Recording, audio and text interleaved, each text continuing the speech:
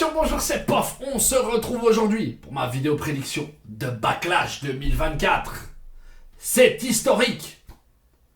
La France a enfin été reconnue par la WWE pour accueillir un événement diffusé mondialement. C'est une dinguerie. Donc, ouais, c'est clairement un truc de fou. Beaucoup l'espéraient. Très peu y croyaient. Même si plusieurs superstars ont fait la propagande en réclamant un WWE Parc des Princes ou... Finalement, c'est la LDLC Arena qui aura l'honneur d'accueillir le premier Premium Live Event de l'histoire de la France. Et juste avant, la veille, un weekly SmackDown aussi, diffusé en direct de Lyon. Donc une pierre deux coups pour la WWE. C'est incroyable pour le public français, mais pas que, francophone, et certainement plein d'autres pays européens qui vont clairement sauter sur l'occasion pour venir assister à ce show. Bon, on va éviter de s'éparpiller. Comme d'habitude, pour chaque vidéo prédiction, je vais te donner mon pronostic, mon niveau de hype, et on va parler des événements qui ont amené à l'ajout du match sur la carte. Bon, d'un point de vue plus personnel, je ne serai malheureusement pas présent à Lyon pour assister à SmackDown. Mais je serai bien présent ce samedi pour assister à Backlash. Je vais être totalement transparent avec toi, population, parce que voilà, c'est le genre de personne que je veux être. Je ne te mens pas, je ne l'ai jamais fait et je compte pas commencer, donc on va parler très, très cash.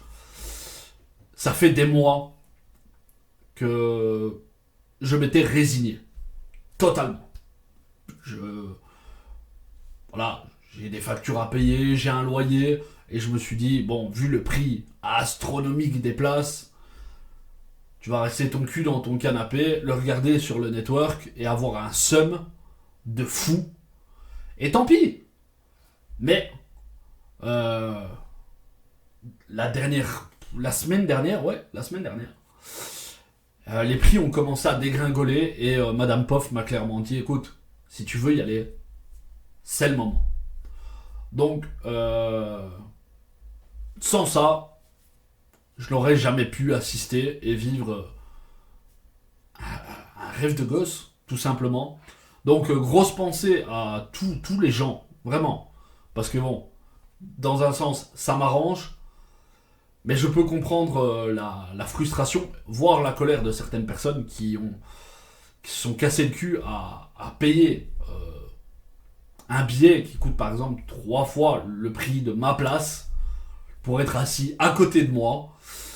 Donc force et voilà quoi. Mais voilà, j'ai du mal à être encore hypé par le truc. Je pars dans un peu plus de 24 heures au moment où je tourne la vidéo. Et ouais, j'ai du mal à être encore super emballé du truc. La carte me hype. Vivre ça, je sais que ça va être incroyable, ça va être un truc de fou. Mais pour l'instant, je reste assez calme, vraiment très. Je vais pas dire que je suis de marbre, hein, mais pour l'instant c'est cool, ça va. Je suis quelqu'un de plutôt casanier, j'aime bien rester dans ma zone de confort. Là, je vais partir le samedi matin à 2h40. Je monte dans le car, 12 heures de route, je débarque à Lyon, une ville où je n'ai jamais mis les pieds, en solo. Je vais voir mon show, je reviens, je repars, minuit 40, ça va être un véritable marathon. Je vais rentrer, je vais être complètement HS. je vais même pas m'endormir quand je vais rentrer, je vais tomber dans un coma. Et voilà. Bon, malgré tout, en fonction, je ne peux rien te promettre, mais en fonction des opportunités, du temps et de la disponibilité des gens présents, je te réserve peut-être une petite vidéo qui pourrait être sympa. Tu vois, une espèce de petit vlog slash micro-trottoir. Tu vois, je pense que c'est le bon moment pour capter un peu l'émotion des gens présents, leur avis sur le produit actuel et ainsi de suite. Donc voilà, j'espère que ça va marcher, que les gens seront emballés par l'idée et à l'idée de participer. Et on verra bien. Mais je te promets rien, attention. Bon, cette intro est beaucoup trop longue. Et on va directement passer au premier match de la carte. C'est parti, let's go! Damien Priest va défendre son WWE World Heavyweight Championship face à son tout premier challenger. Main event, Jey Uso. Jey Uso a remporté un match, je crois que c'était un Fatal 4-Way si mes souvenirs sont bons, pour une chance au titre. Damien Priest, qui a clairement pris le leadership au sein du Judgment Day. Rhea Ripley, malheureusement blessée. Elle a dû rendre son titre vacant. Becky Lynch, qui était censée prendre du repos, a repopé de nulle part pour prendre le titre. Voilà, je suis pas vraiment satisfait de la décision. Mais bon, ça, c'est pas moi qui fait le booking. La liste des blessés commence à être assez longue. Rhea Ripley, Dom Dom, donc le Judgment Day est vachement diminué. On pense également à Seth Rollins, Drew McIntyre, CM Punk. Et j'en passe. Franchement, ça devient interminable, c'est une dinguerie. Donc, mon niveau de hype pour ce match, je dirais 7 sur 10. J'ai toujours pas réussi à entrer dans le train main event Jey Uso, tu vois. Pour moi, Jey ne va pas sans Jimmy. C'est comme ça. Je suis un vieux nostalgique à la con, je suis désolé. Mais pour moi, voilà, j'ai du mal à dissocier les deux frères. Mais, voilà, athlétiquement, le gars est super. Il peut te sortir un super kick sorti de nulle part. Il a un chouette moveset. De l'autre côté, Damien Priest. Voilà, ça va gruger. Tu vas avoir Finn Balor, Gigi McDonough qui vont certainement intervenir. Priest doit asseoir sa domination en tant que champion du monde. Lui qui a réussi son cash-in contre McIntyre lors de la nuit 2 de WrestleMania. Voilà, il a des moves puissants, impactants. Donc, je pense que ça peut être un bon match. Si les deux gars arrivent à avoir une bonne chimie et que ça prend bien, ça peut être très cool. Donc, ouais, je suis plutôt hypé par ce match. Et je pronostique une victoire de Damien Priest. Mais une victoire, tu vois, ouais, qui va gruger, qui va amener le débat.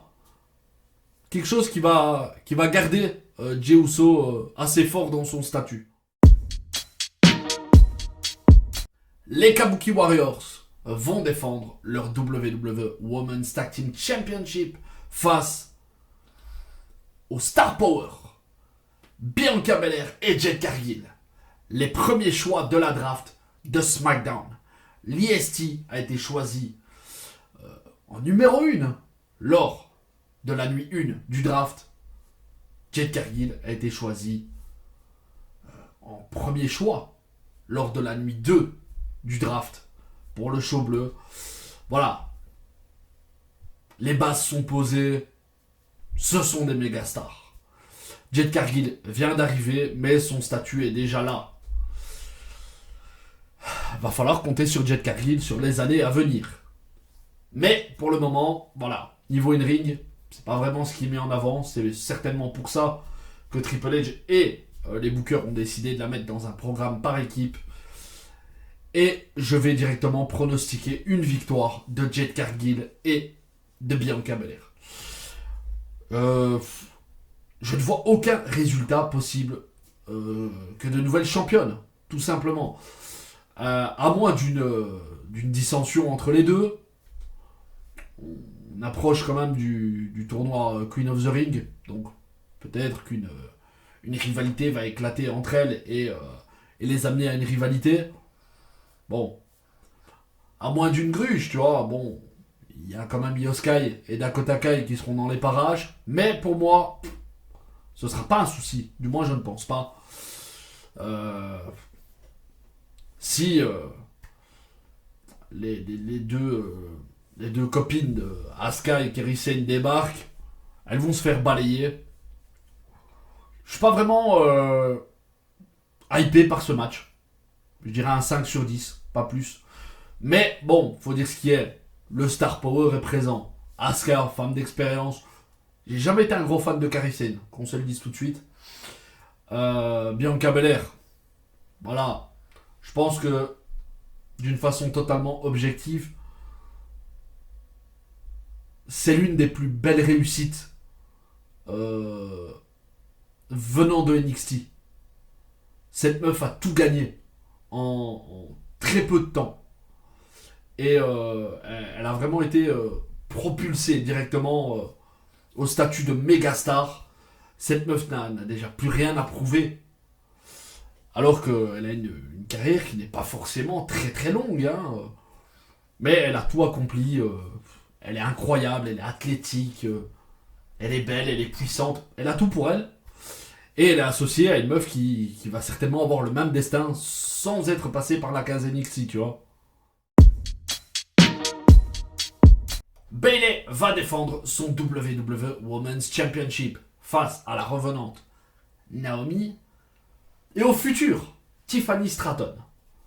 Bon. Bayley est une championne combative. Elle veut de la compétition.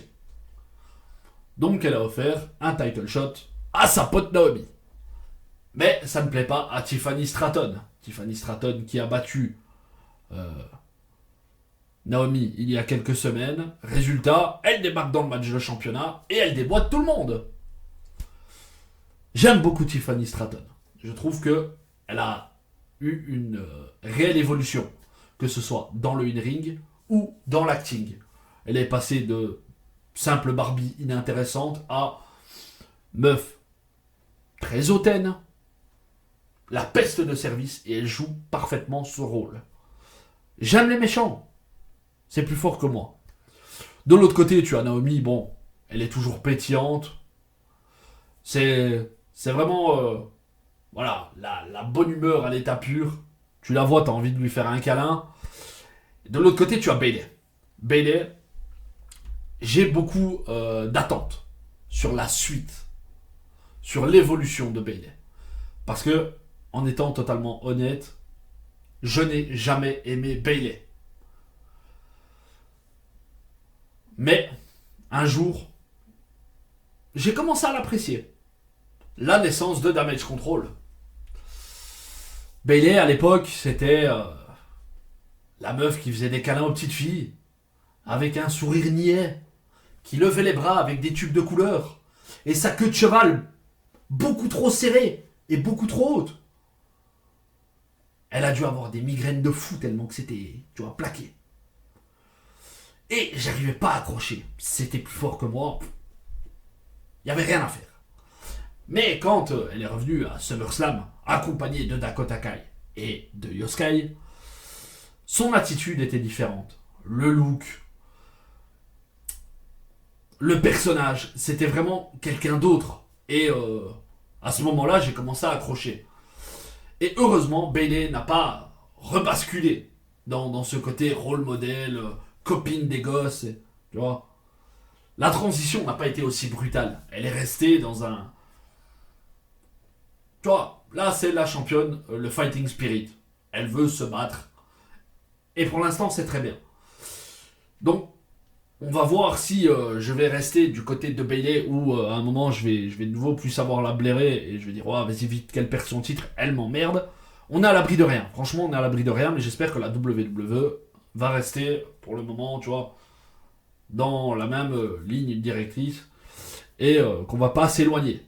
Bayley comme ça, c'est très bien. Voilà, c'est cool. Mon niveau de hype, 7 sur 10. Je dirais même 8. Parce que bon, Bayley, elle nous a sorti un super match contre Yoskai à WrestleMania. Le meilleur match féminin de la carte. Naomi, bon, son in-ring est correct, mais voilà, elle a de l'énergie. Et Tiffany Stratton, voilà, c'est son premier match de championnat en PLE. Elle a du talent, elle a une présence, elle a du charisme. Donc, voilà, j'attends beaucoup de ce match. Et je pronostique une victoire de Bayley. Cependant, j'espère que le programme avec Tiffany Stratton va continuer. Encore un petit moment, tu vois. Histoire de mettre la nouvelle venue en lumière. Kevin Owens et Randy Orton vont faire face à Solo Sikoa et Tama Tonga. Je vais tout de suite pronostiquer une victoire de la Bloodline. Solo Sikoa a changé. Les défaites ont des conséquences. Tama Tonga a rejoint la Bloodline. Jimmy Uso s'est fait dégager. Nous n'avons toujours pas de réelles nouvelles du chef de la tribu. Et Solo a pris de l'importance. Tama Tonga est devenu son homme de main, son bras droit. Et bon, nouvelle attitude, il faut crédibiliser les choses. Solo Sikoa est à un peu plus de 40 défaites d'affilée. Donc difficile pour lui d'être réellement crédible. Lui qui était vendu comme l'enforceur de la Bloodline, tu vois, le gars sûr de Roman Reigns. Le dernier rempart avant le chef tribal. Toute la crédibilité a explosé. On va pas se mentir. Il était presque intouchable. Il a perdu contre Cody Rhodes. Et après, voilà, il s'est fait éclater par tout le monde. Ouais, il a battu John Cena à Crown Jewel. Mais derrière, on n'a pas capitalisé là-dessus. C'était impressionnant, hein. Franchement, il a déboîté ce pauvre Monsieur Rabadou. Et derrière, rien du tout. Mais là, les choses ont changé. Il met un costard. Et quand tu mets un costard, faut être pris au sérieux. Bon. Le dernier SmackDown n'est toujours pas passé. On sait qu'il va avoir un RKO chaud. Et ouais, je serais pas contre une petite stipulation, tu vois, genre un Tornado Street Fight ou un, je sais pas moi, un truc un peu extrême. Quelque chose qui pourrait, voilà, jouer en la faveur des Samoans. Et je pense que à Lyon, déjà, ce sera le premier match de Tama Tonga à la WWE officiellement dans un show télé. Mais ouais, c'est le bon moment de ramener cet homme, Jacob Fatu. On sait qu'il a signé avec la WWE et il va certainement rejoindre cette nouvelle Bloodline. Et c'est le bon moment.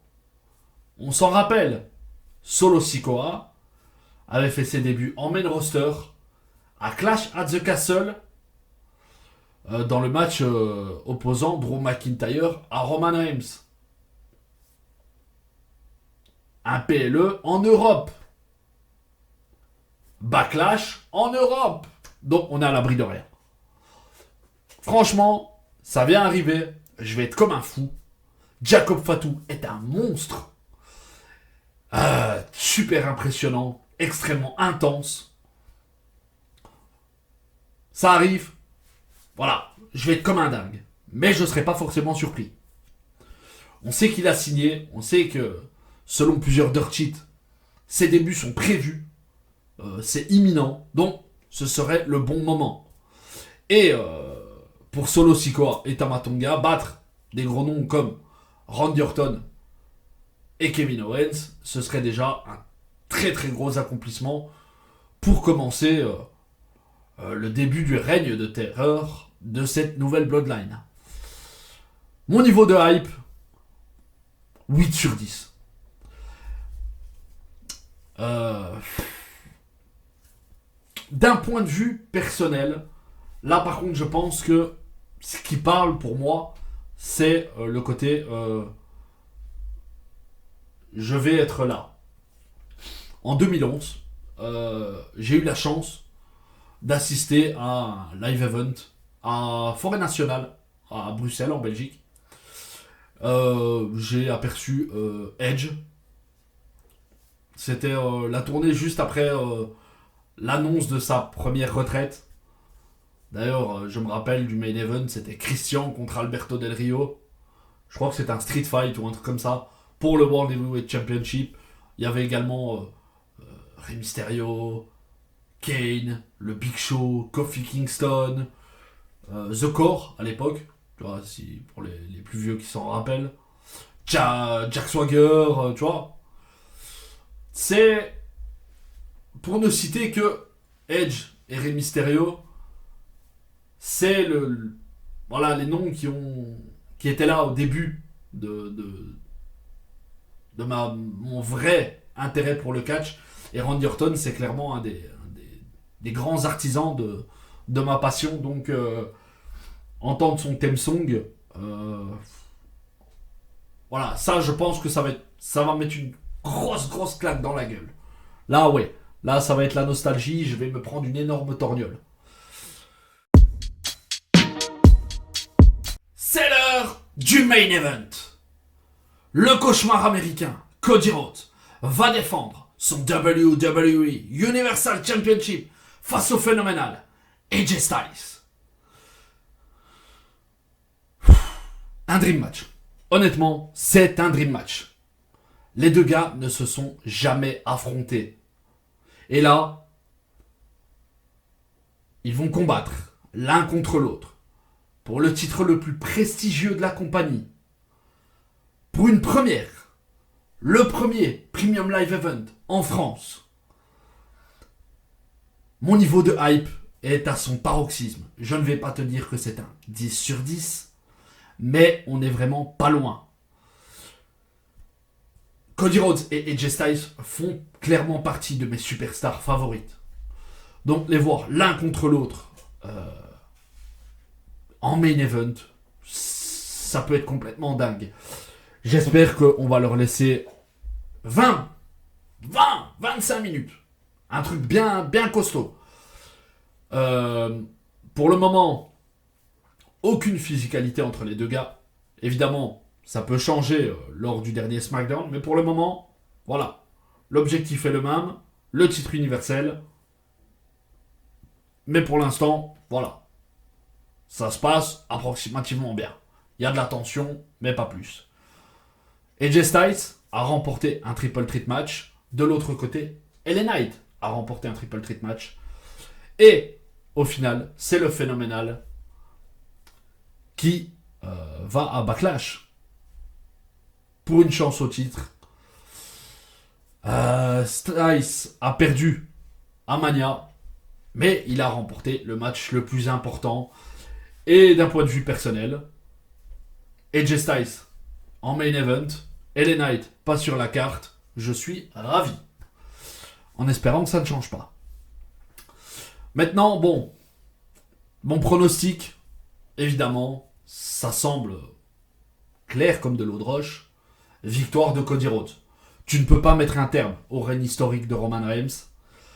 Après, voilà, une route de la rédemption qui a duré 2 ans. Le back-to-back du Rumble pour perdre le titre à ta première défense. C'est inenvisageable. Je ne sais pas si la rivalité va se prolonger entre Styles et Cody Rhodes. Mais tout ce que j'attends, là, c'est un 5 étoiles. C'est tout ce que je demande, c'est tout ce que j'attends, c'est tout ce